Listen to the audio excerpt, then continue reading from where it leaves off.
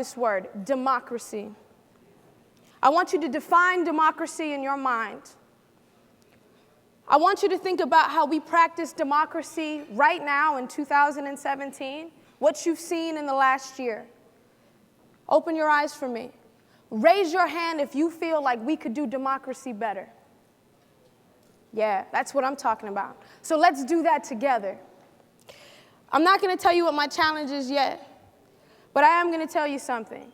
Something that really gets under my skin is when we talk about participation and we say participation is when we come together and a group of people talk at you and tell you things like at a hearing, and they think that that is participation. That's listening, which is great, but on this ladder of participation, that's really low towards the bottom. If we take a step up, have you guys ever done something like an online game where you interact with something and you're learning things? Has that ever happened to you? Yeah, and that's fun, right? You can learn some stuff, but it's really hard to do that online game and see it take action around you. And then raise your hand if you've ever been in a focus group. A couple people, a focus group. A focus group is when someone has an idea or an initiative and then they say, you know what, we're going to go talk to students about this. So give me a group of students and I'm going to tell them my idea and get some feedback. Focus groups are great. But if you're a participant in a focus group and I give you a really good idea, I never know if my idea is going to be real or not. Do you guys know what I mean? So then if we take a step up, is anyone here in student government at their school? Okay, some people, right? And so you guys in student government have some say on some things, but everybody in your school can't be on student government, right? There's not enough spots. So what happens to everybody else? And so that's when we step up to the top level of this ladder, and that's what full participation looks like. It's not just a small council. It's not just a tiny group. It's not just you sharing your opinion, but it's actually you participating in a way that matters, participating in a way that allows you to point to real action. That's what participatory budgeting is. So participatory budgeting is a mouthful, right? So can I say PB from here on out? Okay, cool. So this is a process, a democratic process that allows community members to directly decide on how to spend a portion of a public budget. Are you guys into that? All right, so let me tell you how it works. The first thing that happens is a steering committee is formed. This steering committee writes the rules to govern this process called PB. Now, this steering committee isn't, some people behind a closed door somewhere. This steering committee is a group of community members, students, activists, some adults. When I did this work in Boston, my steering committee was a group of 35 teenagers that wrote the rules on how we would spend $1 million together. So this is real stuff. After we build that steering committee, we go out and we brainstorm ideas. I've collected hundreds, thousands of ideas from folks all over the country to do PB processes in communities across the globe. After we collect those ideas, sometimes hundreds or thousands of those ideas, we break into groups. We review those ideas. We figure out what's feasible, what we can actually accomplish, what's eligible for the funding that we have. We vet those ideas and we develop proposals. Those proposals make it onto a ballot. That ballot goes out to everybody. Everyone casts a vote, regardless of whether or not you're a citizen. Depending on how old you are, folks as young as 12-year-olds can vote. After we do that vote, the projects with the most votes are implemented. So this isn't just like, let me get your opinion and do a poll and maybe we'll do this thing. We actually implement those projects with the highest votes. Now, participatory budgeting sounds cool, and we're talking about dollars and cents, but it means nothing if it doesn't ensure equity and inclusion. And so the way that I do my job, and my job is to spread democracy, real democracy. The way that I do my job is to make sure that that includes equity and inclusion. I'm doing some work in Baltimore right now that I'm incredibly excited about. And the way that we think about this is just like this. We think about money that matters. So I'm not going to spend my time doing participatory budgeting with $50, right? We want to do real projects that impact people. So it has to be a pot of funds that you can actually do some projects with. This isn't me coming up with ideas telling you how to make Philadelphia better. This is you guys as leaders thinking about how to make Philadelphia better. This is us recognizing you as true assets to make your community even better than it is now. This is about us thinking about a design that makes sense. So if I'm going to say that we're going to put money into the hands of young people to do amazing things, maybe we shouldn't meet at 10 a.m. on a Tuesday when you guys are in school. Maybe we should meet when you guys can be there. And better yet, maybe you should tell everybody when that meeting should take place. If we're going to think about who we need to be involved, let's make sure that it's not the same people. Let's make sure that it's not the same people that have time to come out and do things. Let's make sure that we're reaching out to the folks that are often left behind. Let's think about those that are formerly incarcerated or have trouble in school or have other issues or challenges, and maybe this is the way that we can pull them in to make our communities better. And then last but not least, I don't want to define equity for you. Let's define equity together. And maybe along the way we can think about what's needed, we can think about what's feasible, and we can think about the impacts that we want to make. But let's define what that equity means for us so that we can do this process in the appropriate way. And so I told you that we go out into communities and we collect ideas, and that looks different in every space. That looks like engaging with social media, thinking through where we need to be, asking the right people to participate, asking people that have never participated before to come to the table, and then also asking people that maybe had a bad experience at school or with government to participate, inviting them back into the fold. I've held idea collection at train stations, basketball games, you name it, but I don't come up with where we should do this stuff. People tell me where we should do it, and then we do it together.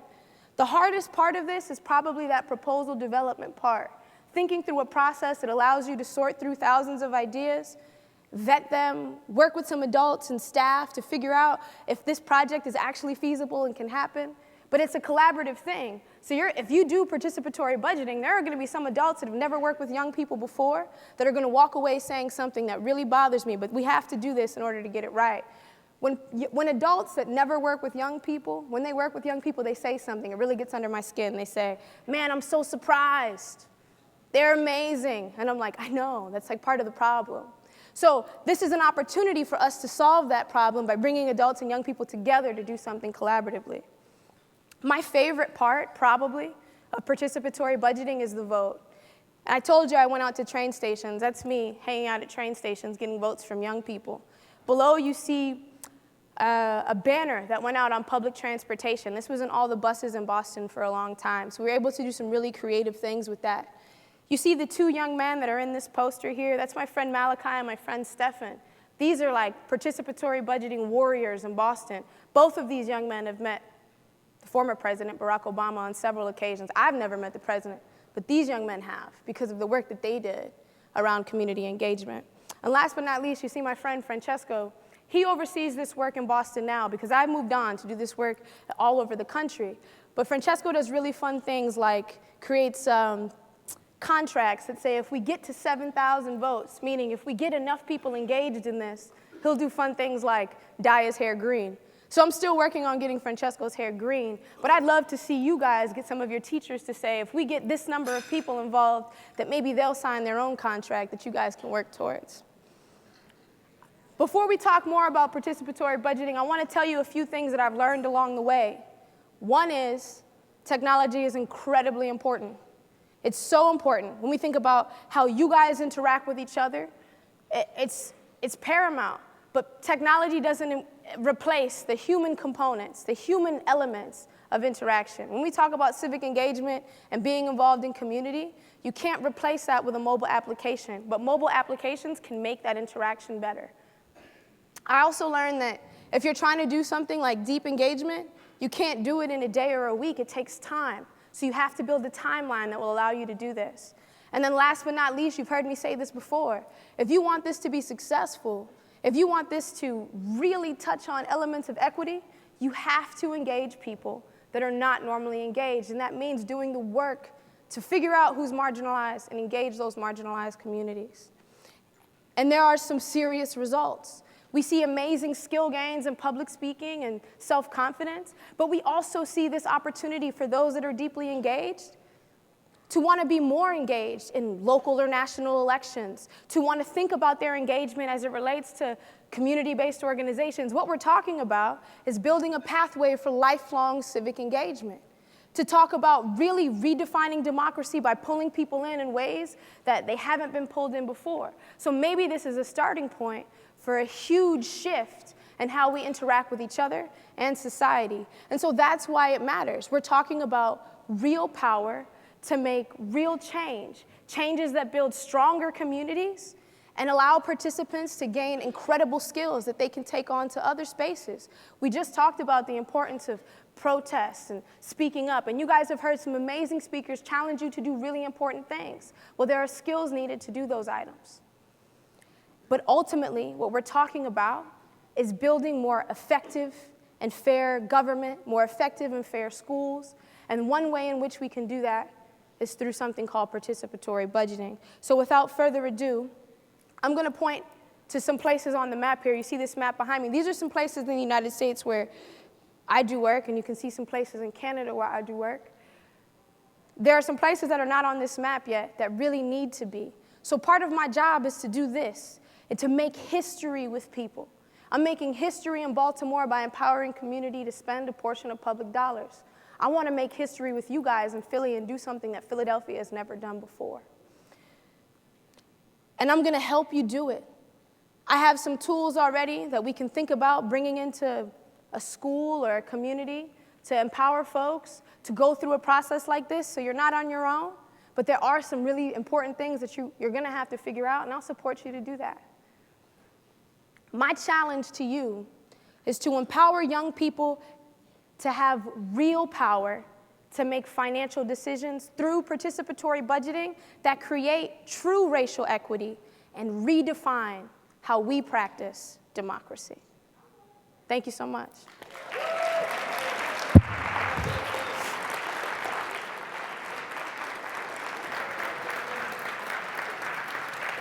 Oh, you guys are so kind. Thank you. Thank you. You all have a tough job today. A really tough job. All right, questions with choosing which challenge you want. Choose mine, obviously.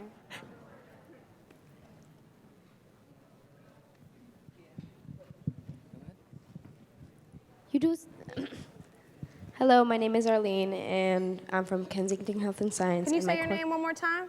My name is Arlene, and I'm from Kensington Health Sciences. You discussed that one of the key ingredients to participatory budgeting was engaging people who have not normally participated before. These are sometimes the hardest people to reach. Yeah. How do you get these individuals involved and motivated enough to engage in meaningful ways? That's a really good question. And the first thing that I would do, honestly, if we were in a session together, is flip that question and ask you. I would ask you who's not normally here. I would ask you why. And then I would ask you together, can we go and find those folks and ask them what we need to do in order to make this process work?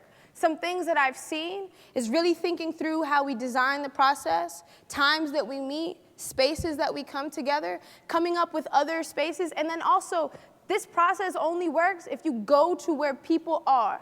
Too often when we talk about community engagement, that means making people come to me. That's not what participatory budgeting is about. Let's think about the spaces where people are, where they are comfortably. Let's go to them there and talk about how to make our communities better. There are a lot of strategies to do this and to engage marginalized communities. If you pick this challenge, we'll work together to figure out what that looks like here in Philly. Hi, my name is Christy from One Bright Ray over here. Where are you? Right here in the Oh, I corner. see you now. My question is, what motivates you to, wake up every day and want to help people do better for themselves? Okay, I'm going to tell you guys something that I don't tell many people. There are a lot of things that motivate me. One of the things that really, really, really bothers me, and you guys may have heard this already today, so I'm going to apologize if someone has said this to you, right? One of the things that really gets under my skin is when people say that young people are future leaders. I don't believe that. I think that we need to change that sort of thinking because young people aren't future leaders, they're leaders now. And I've had the opportunity to experience some of this leadership, but more importantly, I've given young people the opportunity to lead, and I've seen how transformative it is for communities and how much it matters. And so for me, that's part of what gets me up every day. But the secret I'm going to tell you is my little routine. It's a little weird, so my roommates that have lived with me can attest to this. Every morning I get up and I listen to my favorite song. Every morning, it's the same song. It's a Michael Jackson song. Yeah, you guys know about Michael Jackson? It's called Man in the Mirror.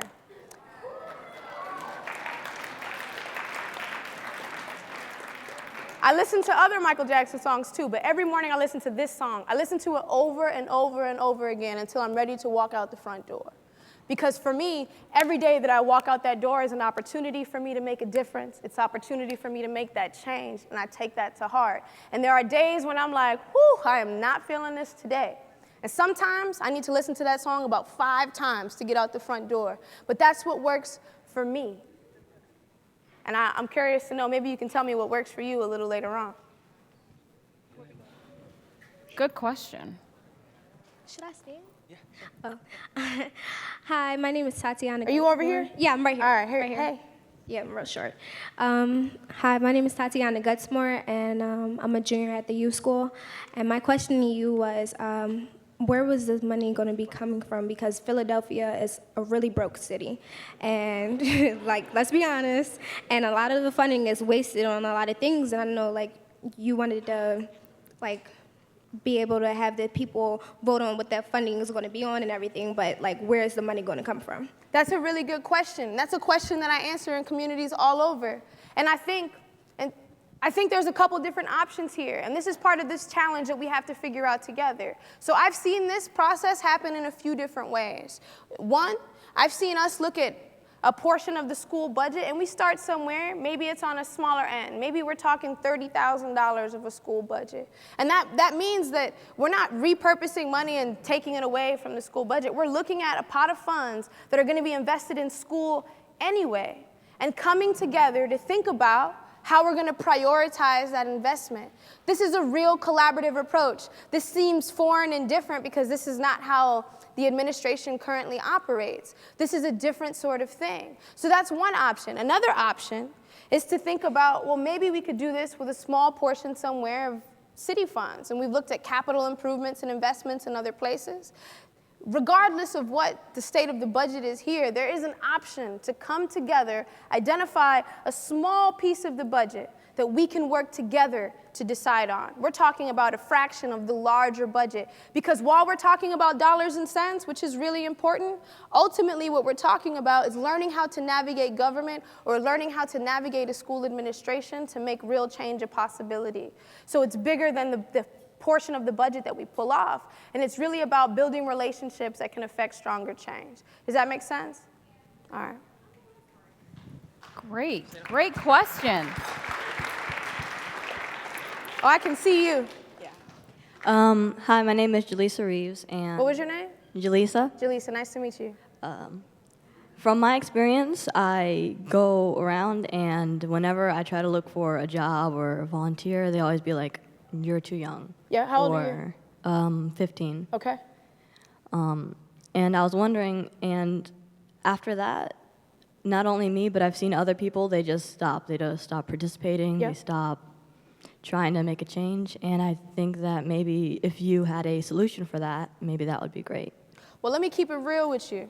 I turned 29 this month. And the reason why I tell you that is because when I walk into a high school, still as a 29-year-old, they're like, "Hey, did you check in the main office?" And I'm like, "My name is Shari Davis. I'm the Director of Strategic Initiatives at the Participatory Budgeting Project."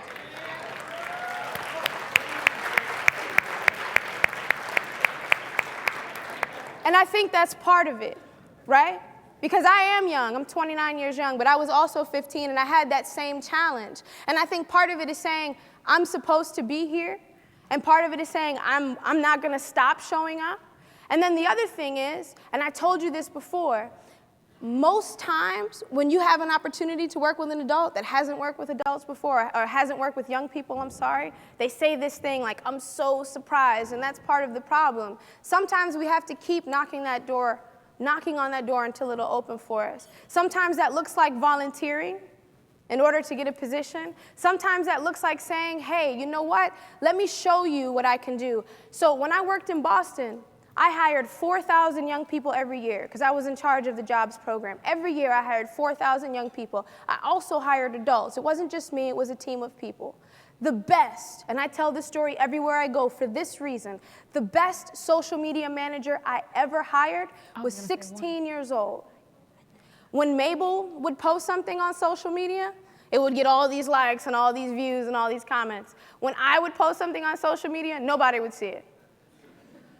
So I asked Mabel to teach me how to do that, right? And she tried, but she was like, ultimately, Shari, I get this, and I know how to talk to my peers, and I know how to do this. So I said, well, you know what? Let's have you do that, and have you lead other people in doing that, and teach other adults on my staff to do that. And I tell that story because so many young people have a hard time getting their foot in the door. Don't stop trying. Someone is going to open that door for you, and once you get in there, tear it up. One last question. We have time for one more. Again, Christy over here. Where are you? Right here. Okay. Again. Like what? I like how you like. I don't know. Like you're very motivated. You like I can do it. Like and so can you. But I want to know like who taught you how to be that way. Like I mean I'm a young mom and I want to teach my son like he could do anything he want to be.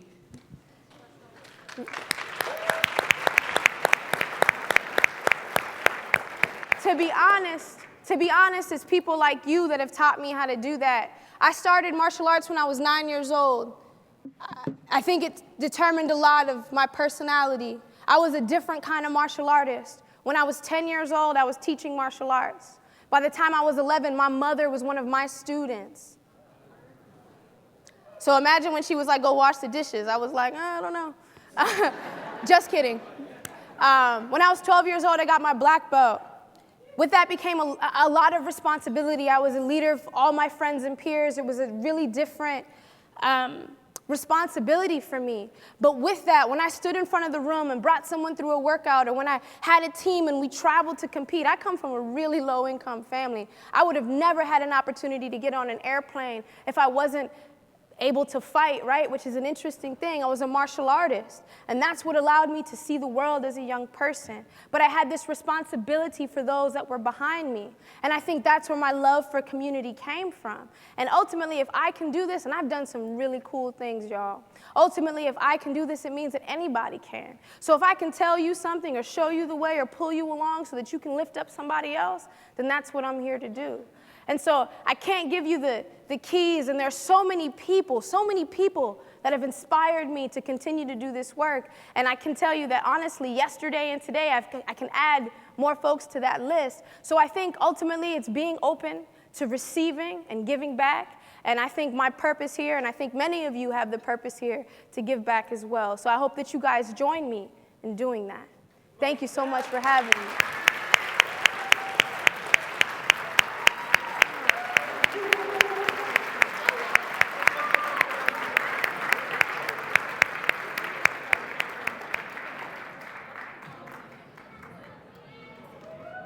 But first, let me take a selfie. Yay!